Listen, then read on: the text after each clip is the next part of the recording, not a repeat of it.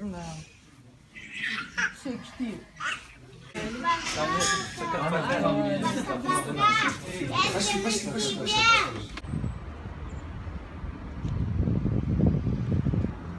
Артемушка, пока.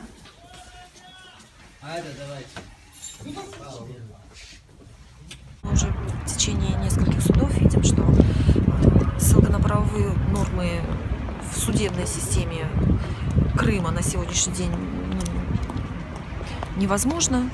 Поэтому вообще создается впечатление, что как таковой независимой судебной системы в Крыму нет. Поэтому это не неожиданность для нашей семьи. Никакой неожиданности. Мы уже предугадываем, наверное, все решения судов, особенно апелляционных судов.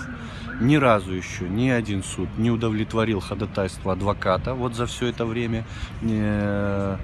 Исключением, наверное, может быть Искендер Небиев, рассмотрение дела которого уже завершено. Вот.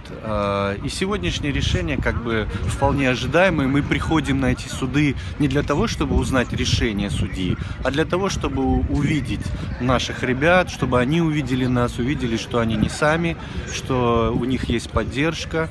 И только ради этого мы эти суды посещаем. Ну и показать властям, что эти люди для нас не безразличны, и за ними стоит народ, можно сказать так.